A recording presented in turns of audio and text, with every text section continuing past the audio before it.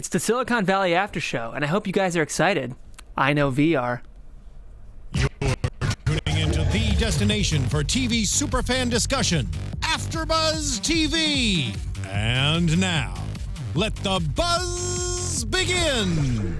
Ladies and gentlemen, it is a quiet day here at the AfterBuzz TV studios, but I'm so glad to be back. I missed you guys last week. Wait, you were gone? I was virtual. He was in the digital world. Oh, that's right. Yeah, you were inside the Matrix. I was inside the Matrix. While we talked to He was Susan watching Pratt. too much Tron. Too much. I wish I were watching too much Tron. There's another Tron? Oh, there are so many. There are just so many Trons. Speaking of not Tron, clearly it's been a week. Wait. No, let's not let that slide. Let's just come up with another transition. Not speaking of not Tron. Phil's not here, though. Technically speaking, I like it. Tech? Sure. Let's do it. We're in. This is the Silicon Valley After Show here on AfterBuzz TV. You guys, my name is Jeff Graham. Thanks so much for being here today. I missed you last week, but I'm so glad to be back. If you guys want to find me online, you're able to. You can do it on Twitter at Jeffrey C. Graham. I have some amazing co-panelists who are also here in studio with me to talk about this show. What's going on, guys? This is Nate Miller here. You can find me on all social media at DogLikeNate. I'm Christian Bladt, and I don't like things that are cool or fun or taste good, and you can find me at ChristianDMZ. Is it cold in here, guys? I actually remember now that you say that. I was like, oh, I should message the guys and say that we should all wear scarves and things. Yeah. I thought about that. Completely forgot about it, though. I was, as a California resident, that this resonated. This was a resonant thing with me. Yeah. That was pretty good what I just did there. The cold, people are often cold in California when it goes below like 70 degrees. Well, it's an excuse to get out the fun scarves and mittens and possibly earmuffs. Pedophile sweaters in the case of Donald Jared. Yeah, Donald Jared had a very creepy sweater on. And it's funny because Jack Barker, I know I'm jumping to the end, but he basically says the way that non-Californians feel about, like, oh, there's just a little bit of frost on the ground. It's like, well, actually, the truck slipped on the ice. The one time it's not. Yeah. It's blown out of proportion. It was very funny, I thought. Let's go ahead and start by talking about Hooli, because I feel like that occupied less of the episode, so we can start small and get big. Action Jack Barker is back for the attack. Back for the attack. What did you guys think about seeing Jack Barker once again? It was cool. I like the scene. I like how it played out with us, him getting his own issue that he has to kind of overcome. Mm-hmm. And, of course, we had, what's the security guard's name? Hoover. Yeah, of course. Hoover was there. And him, idolizing, and he's just like, get the fuck out of here. Yeah, that was my favorite part of that, actually, was how Hoover clearly, we had talked about the episode where Gavin was shown out by Hoover. Yeah. And we talked about how much it probably pained Hoover, but he was all professional about it. But now you see it, it lingers. He still has that personal connection. Which but I also, loved, yeah. The diorama, too, though, was great, too. I think what I would have loved would just be like Denpak sneakily eyeing from behind the corner, seething with jealousy. That would have been a nice cut. But this was fun.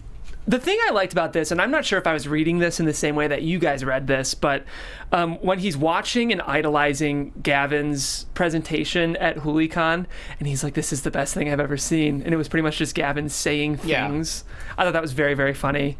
And I also loved, this was a very Mike Judgy thing, but Action Jack Barker's approach to corporate presentations is just only puns. I thought this was very, very funny. I thought that was great because he was just like, all the puns that he had planned out. It was obviously bigger than, the Mike Tyson and Vander Holyfield were going to box over who got to take the first box home. The Jack in the Box big reveal when he comes down from the ceiling. And clearly he had to rethink everything. And as the episode played out, kudos to Action Jack for taking action. For taking action, yeah, this was fun, and I'm glad he's back.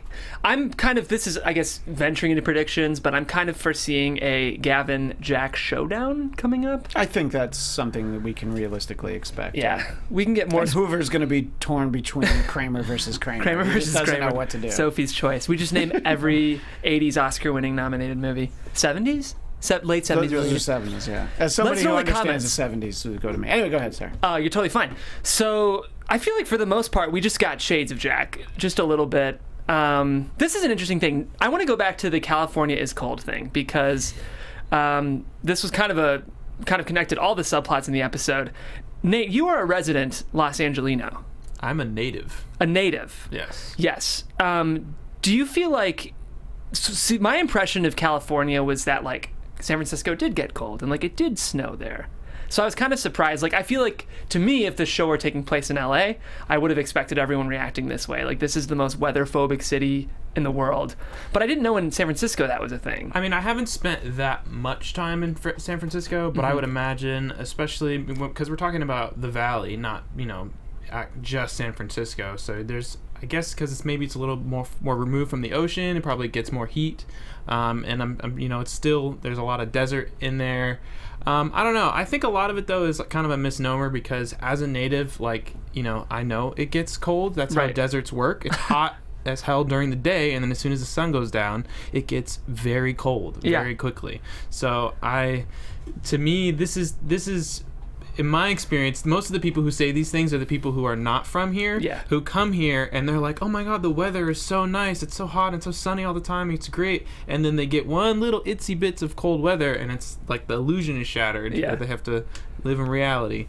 I think that it probably is owed a lot to the fact that you have a show set in Silicon Valley written by a bunch of Hollywood TV writers. They're more making a statement about LA because, it can be freezing in up in San Francisco. For sure. And the Bay Area as a whole. So I thought it was very funny, though. It was very funny. It. A lot of just subtle callbacks to the weather, which as a native of LA, I just thought it to be very spot on and, equally funny. Before we talk about, most of this episode was occupied by Pied Piper and Keenan Feldspar, but before we talk about that, I know we're a bit out of order, but I want to know you guys' just general reactions to this episode. What did you guys think of episode 8 overall? I have some opinions, so I'm curious to hear what you guys think. I liked how it came around. I liked it, I think it started off a little slow, but it's one of those episodes where in the end where everything kind of comes together. When I rewatched it again, seeing all the pieces individually, it was actually cool how the way they laid it out and the way they, everything kind of made sense. It didn't feel forced or anything. I really liked how we got kind of like everybody covered in like the same story. Like they kind of fit in different pieces, some of them smaller than others, but we kind of got all of the main cast included in this, buyout plotline. Yeah, that's true. That's a good point. Yeah, like Nate said, I think that it definitely had to build towards the end of the show, at the end of the episode, and it didn't go where I thought it was. I didn't think there was going to be like a real resolution by the end of the episode, and that Action Jack was going to tie in right away. I thought that was just building towards something that we'd see down the road. But I thought that it was, as the show so often does, it does tie everything together in a way that you weren't expecting, which usually on TV it's a way you are expecting. And I like seeing Guilfoyle and Dinesh like team up, and I like seeing Richard be like the leader of the company actually, and I like seeing Jared as like his right-hand man. Yeah. And then you get to see, even down to Monica and her giving her advice. You really get to kind of see everybody kind of in their places contribute as to like you can kind of see what the company would be like if you just kind of up the scale a little bit, which I thought was really cool. Yeah, that's a good point. It's actually convincing me more that I liked this episode. I liked it overall, but something about this season, I feel like I'm really, really liking this season, but I'm not sure it's my favorite season overall because I'm kind of feeling like the show doesn't know if it wants to be loose or doesn't know if it wants to be really tightly plotted. And I'm sometimes having trouble. It's that thing where like how many times and in what ways can they fail? And something about this episode, I felt like so much happened, but like I just felt like all the twists that kind of led us to the final resolution left me a little bit unsatisfied. And for some reason, I feel like all the exposition came a bit at the expense of jokes. I don't know if you guys felt that way at all, but I'd say for me, this episode was like a B. Yeah, I mean, it definitely felt less slapsticky, less, quotables and punchlines and things of that nature. But in my opinion, that coming, that being the cost of us getting, in my opinion, is really good plot. I think is worth it because I agree a lot with what you have to say about the plot beforehand, but I think this season especially, part of the reason why a lot of the episodes have been so plot heavy is they're trying to make these like shakeups and stuff that happen actually matter and add up to something as opposed to just being a way to keep hitting the reset button. At least that's how it seems. Yeah, I mean, I would say that you got a lot less jokes per square foot, aka a lot less Angie Tribeca than you might have some other weeks, and basically the idea was that there was just a bigger story to tell. And to your point, point, Jeff, what I was thinking when you said that how many times can they fail, the way that the show usually works is they either fail or they get screwed over by somebody. True. And both of those happened in this episode. Yeah. And they failed because they got screwed over. And, the interesting thing, of course, the moment when Richard sends that email right before he walks in, and, obviously that we must assume that that'll come back at some point, but at the moment he's actually able to be like, oh yeah, I'm a great leader. I did everything for you guys. And of course there is that fun moment when they're all facing the back door expecting him to get in. That's kind of a nice... That was a good callback. Yeah. Oh, he came in the front this time. But when Nate said what he liked seeing about Guilfoyle and Dinesh working together, what I liked was I loved the matching pajamas. Yeah, I that was thought great. that was pretty amazing. And the logic of explaining it, of like, well, I'm not going to wear the same thing for 3 days, so yeah, we're wearing the same thing. It's totally fine. It's not weird. It's rad, in fact. Oh, man. Yeah, him saying rad was a And great then later moment. in the episode, too, when they're talking about Hawaii, when he makes the metaphor, he's like, Hawaii, it's nice. And I was like spit out. I was like, You're like, what? He just like no sarc. He just, I made that note when I watched it. I'm like, wait, it was weird. Guilfoyle thinks something's nice. Yeah. Because even in VR, he said something about how like the no consequences world is darkly promising. Yeah. Darkly. And that's usually That's a very Guilfoyle. Yeah, that's a very. But saying that Hawaii is nice.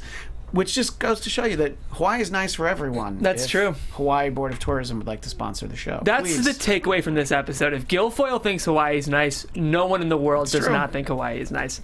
Yeah, I agree with you guys. It's just something about this episode felt a little heavy to me, I think.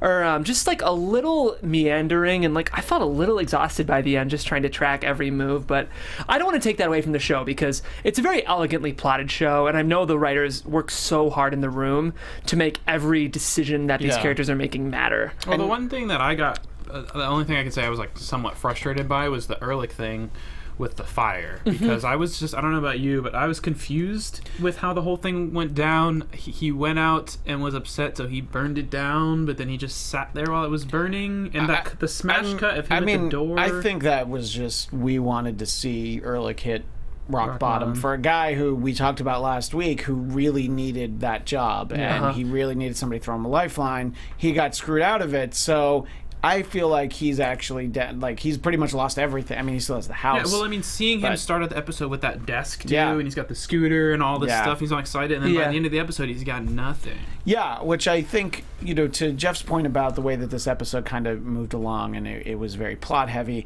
the little glimpse in the future we got from Suzanne Cryer last week is that I think next week is supposed to be something really big and great. I'm sensing that, especially with the way everything kind of tied together at the end of the episode.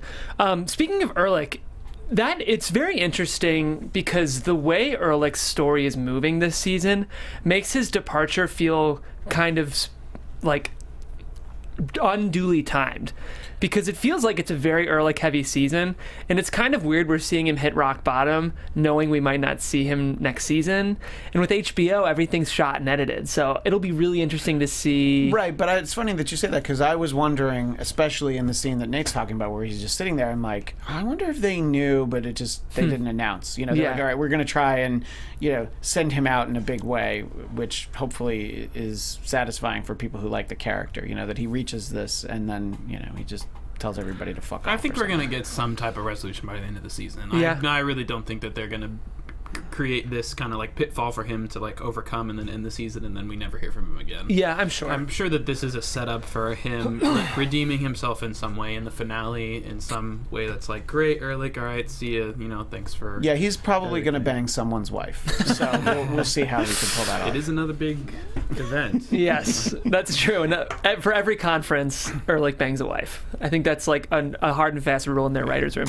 Well, the huge major character, of course, that really tied the whole episode together was Haley Joel Osment's portrayal of Keenan Feldspar. I really enjoyed this, actually. Yes. I thought this was another fresh take on like the Silicon Valley type. I was very amused by his like manipulativeness, because I don't think we've seen such an amiable manipulator on the show yet. Like, normally those who manipulate are like Gavin Belsons, or they're douchebags, or they're bros. And he kind of just like used kind charm to like win people We're over. doing this. We're going to do this. This is going to happen. It's going to happen. Yeah. So, and that like, oh yeah, I get really excited. This guy's so friendly about it. Yeah, I think you're right. And that's definitely a much more real world manipulator that you'll actually run into, is the person who's just like, come on, this is going to be awesome. Let's do this. Yeah, I was I found that to be very funny. I don't know what you thought, Nate, but yeah, I mean, I agree with you. It's nice to see a kind of a different perspective, and it was really cool that there was quite a few lines and puns that they threw in, comparing him and Richard, whereas like he's like has the Midas touch, you know, every he wins at everything, and he even says like with the when he gets the deal, he's like, man, I'm not used to. I wanted this. Right. I have the quote. Always get what I want. He said, "I had a feeling of mad." But then I had lunch, and after that, I was a little tired. But mostly, I felt pretty okay. Yeah, I like that too. And exactly. the pairing of him and Erlich is like with their train of thought is just so perfect too. Yeah. But yeah, it was cool, and I'm really curious about that demo because I have my own ideas of what it is, but. Yeah, can we talk about the demo? So, from what we understand, the demo is you walk up a hill and you get to a bar. A tavern. A tavern, thank you. And you can look at the pretty bartender as long as you want. You Wherever. can look wherever. Wherever you want. Wherever you want. Barmaid, if we want to be. True. This was just such a funny, like, I felt like encapsulation of, like, immature dude porn, like... I don't know. This was, for all the things that the VR could have explored, I thought this was hilarious. And of course, who sees through it but Bream Hall, right, Lori of and course. Monica, because they're like, oh, cool, great take. Buy it, look at it, and they're like, what did we just get ourselves into? I felt like they almost could have played that a bit more heavily of like all the dudes like this demo because they're just peeping at a hot girl. I think it's even better that they don't because it's so subtle. I kind of caught on. I didn't even really get all the references and reactions until I watched it the second time. Yeah. Because then when you realize what they're talking about, it's like, wow. Yeah. It's darkly although promising. I will say it did bring up something where I agree with Richard. VR is kind of a fad. You know, I was actually just talking to somebody about it, and it's like it's going to replace television. I'm like, no, it'll replace video games. Yeah. So, because television is passive. Like, I don't want to sit there and have to participate. For sure. Entertain me. I don't want to have to. Hello, barmaid. Yeah. May I have a drink? Oh my God, she poured it for no. Just pour a drink. It's and already give it to too much someone else. work. I don't know if it's going to happen in that way, but I do think that we are going to see more immersion within television and film. Let us know in the comments, guys. Are we going to see more VR? Let us know. Tweet at us. So I want to try to track the whole journey of Pied Piper through this episode and just see if I missed anything. So we find out that Erlich is Keenan Feldspar's key man in this deal, which means that he's able to negotiate with Bream Hall. But when Richard, so then he offers to acquire Pied Piper, but when Richard counters, he leaves Raviga, subsequently breaking Erlich's commitment to Bream Hall, which allows him to fund Richard's counteroffer. But then Hooli steps in, deciding to acquire Keenan's VR, which means Hooli's now out of the picture, as is Erlich with Bream Hall. Is that right? Well, Hooli's not out of the picture. Sorry. But Pied Piper's that's what I meant. Pied Piper's out of the picture. But yeah, pretty much that's the sort of the bouncing ball that was Keenan Feldspar throughout the course of the episode. Okay. And again, that's not quite how I thought it would play out, at least not in this half hour. So I was kind of impressed. I was impressed with Keenan Feldspar being able to manipulate everybody in his very bro-like fashion. Yeah, my favorite touch here was the email that Richard actually sends. Did you guys get a chance to read it? Yeah, I paused it and read it. I only read the like first line. What essentially did it say? So I wrote it down. We have, Keenan, thank you for your offer, but I have to turn it down. You said you knew I was going to take this deal, and that I knew I was going to take this deal. In fact, you said it many, many times, over and over, but I decided not to take this deal. Which is so Richard. Yeah. Which is such a Richard way. Like, there's a completely simpler way to say that, but not for Richard. So I feel like for the most part, we've kind of tracked Keenan's presence in this episode. I think we probably will get more of him, right? Because we're going to I feel like he's going to be at HooliCon. Yeah. Which I'm excited about. I've really enjoyed. This has probably been potentially in the whole series my favorite like guest star. He's I like Haley Joel Osment, and I think he's being used very well here. Yeah, this is a great part for present day Haley Joel Osment, where we've seen him go. Sure. And it can be tough with a punch to find work in Hollywood, so I'm excited that they've managed to swing it. And those man titties atop that punch. The man tits atop the punch. So poetry. Let's talk about some of the just interplay of the actual Pied Piper guys during all these acquisitions. Again, we mentioned it, but the Guilfoyle-Dinesh dynamic was pretty fun in this episode. I think unexpected and something we really haven't seen yet. The matching PJs were an excellent touch, as we mentioned. Which I think we talked about either last week. I think, Nate, maybe even you mentioned this. You like when they're a united front against somebody else. And when they have a common goal, you can see what these guys can accomplish. They basically made his VR much better over the course of a weekend. They did. Whereas if each of them were working on something separately, it probably would have taken much, much longer. So it is nice to see how well they can work together. Definitely. Of course, Jared always has his moment. He always has his Jared. And I quite enjoyed the nautical analogy conversation that he had with Richard. The eye captain was great for me. Other than that, though, I'm trying to think of any specifics about this episode that I'm missing. I feel like a lot happened, but there's almost not a ton to cover because it was so heavy on plot. Well, I think the other really big point that we're missing over is his conversation with Monica. Yeah, because true. One, not only does he get some great advice and he finally realizes what's going on with the whole situation, but two, we also get, like, which is something that I missed until the second watching, was she offers to fund them. Mm-hmm. She's like, I'm a partner. I can do no problem. Here you go. Take the money. You just got to show me an actual product on the contingency. Right. So that actually works. Yeah. That was a big setup for what we saw at the end of the episode, and them, pushing for to Hooli to get the rest of their phones that they need so they can actually launch, and then they're funded. So even though they're in this boat, stranded, and they're got the cloud company coming after them, like they can see it. It's so close, and so with that plan that comes together at the end, especially with Monica backing them, it could be really good. And it's really cool to see her. Sorry, to see her reach that point now of being able to do that versus at the beginning of the show where she believed in him and she had to fight to try to get down the money and stuff. It's just a really cool character progression. And I did like the way that, in a very half-hour comedy fashion at the end of the episode, setting up another one, it's like, I need to do this, I need to do that. Dinesh, how much are tickets to HooliCon? And he's just like, why would I have that information? Yeah. Because why would he have that information? So I thought that was perfect. There was just a perfect moment for the show to go out on that. It was nice. It's so good. When he just as soon as he asked him that question, I knew it was going to be some smart ass response. Why would I? It was so perfect.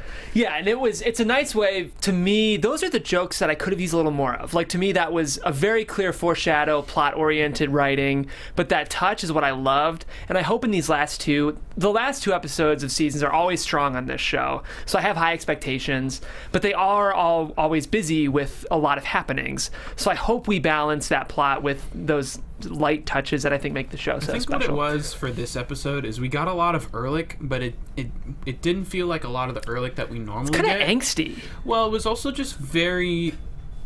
Just in terms of his performance, like when we have TJ, it seems like a lot of the stuff we get, I'm just assuming is just like off the top him saying crazy shit. Right. And, they pick something that works and they go with it. Whereas with this episode, it felt like everything that he said... Probably just because of its relevance to the plot, there wasn't a lot of like random riffs and silly shit here and there. Yeah. So I think that is where a lot of the energy that you feel like is missing is coming from. That's a good point. Anything you think that we're missing, Christian, before we move into? No. I was scrolling through my detailed notes, and I think we pretty much hit everything. And it's a lot of setup for next week, I think. Speaking of next week, how about we get into some predictions? And now. AfterBuzz TV predictions. Let's start with you, Christian C. Bladt. Is that your middle name? My middle initial's G, but thank you. I'll certainly take the C. I liked in the coming attractions that we had a great Jared moment about playing Uncle Jerry's game, and just everything he says about his early life, it just hurts so much, but in a way that you have to laugh at it. And I think that obviously something very big is going to go on at HooliCon, and it will not be fully realized in next week's episode. In fact, they'll probably look like they somehow screwed the whole thing up by the end of episode 9, and then episode 10 we'll finally see what was supposed to happen, including my prediction, the return of Gavin Belson in episode 10. Agreed. Nate? I agree on basically all of that, especially the Gavin Belson thing. And I'm crossing my fingers, probably not this episode, but the next episode, that we can get another moment. Like Suzanne said, like the season 1 finale that we got from the TechCrunch event. So I'm hoping the convention center environment gives us lots of comedic gold to go from. Yeah, I agree. Speaking of the convention center environment, this is another motif in the show, is big conventions. But the thing that I think makes them fun is the quirks of each one. So I hope we get a lot of Hooli-specific weirdness to justify giving us another convention. It's a great opportunity, too, for callbacks to past seasons. For sure. Because it is HooliCon, so there'll probably be people that we're not expecting to see and products we've forgotten about. This is the first HooliCon with Jack Barker, too. Yeah. So that's also a lot of boxes. There will be boxes everywhere. Yeah. I also have a feeling that Bream Hall is going to end up funding this phone internet because I just think that's what's going to happen. I think so too. That's why you said it during That's why I predictions. said it. I think that's what's going to lead us into the next phase of Silicon Valley, Agreed. where they're not in Erlich's house Yeah. and they're like actually a company, and then they have to deal with those shenanigans. What do you guys Just to say, I would love to see Guilfoyle and Dinesh in like an Office Space type environment or something. That would be great. That would be Welcome great. to Infotech. How many more seasons of runway do you guys think we have? I think that next season would be season 5, and that's probably a good round number to go out. Yeah. But with TJ Miller leaving before that, he's sort of the biggest breakout star from the show. Not, everybody works. But I think that we probably could get 2 more good seasons. Mm-hmm. But if we get 1 more great season, that's the way to do it. For sure. Yeah. Well, in the meantime, guys, we of course have this season, which you guys can tune along with us on Mondays at 4 p.m. If you're listening, we'd love for you to rate and subscribe to the podcast. You probably are subscribed to the podcast because you're listening to it, but we'd love for you to go on iTunes and rate it. We have other after shows. We pretty much cover everything on TV. In the meantime, guys, my name is Jeff Graham. If you want to find me online, you can do so at Jeffrey C. Graham. I have a show that airs on Fridays called The Unproduced Table Read, and we're reading a very edgy, dark comedy this Friday that I think you'd like if you're a fan of this show. So that's 10 a.m. Pacific on our sister network, The Popcorn Talk. Show is called The Unproduced Table Read. Nate, take it away. Guys, you can find me on social media at DogLikeNate. Again, my name is Nate Miller, and I also host the Better Call Saul After Show, which airs tonight. I'm Christian Bladt. You can find me at ChristianDMZ, and I'll be here on AfterBuzz TV tomorrow night at 7 Pacific for the Trump Report. And guys, that's it for this week. We'll see you next week, and thanks for tuning in. Bye. From executive producers Maria Menounos, Kevin Undergaro, Phil Svitek, and the entire AfterBuzz TV staff, we would like to thank you for listening to the AfterBuzz TV network. To watch or listen to other after shows and post comments or questions, be sure to visit AfterBuzzTV.com. I'm Sir Richard Wentworth, and this has been a presentation of AfterBuzz TV. Buzz you later. The views expressed herein are those of the hosts only and do not necessarily reflect the views of AfterBuzz TV or its owners or principals.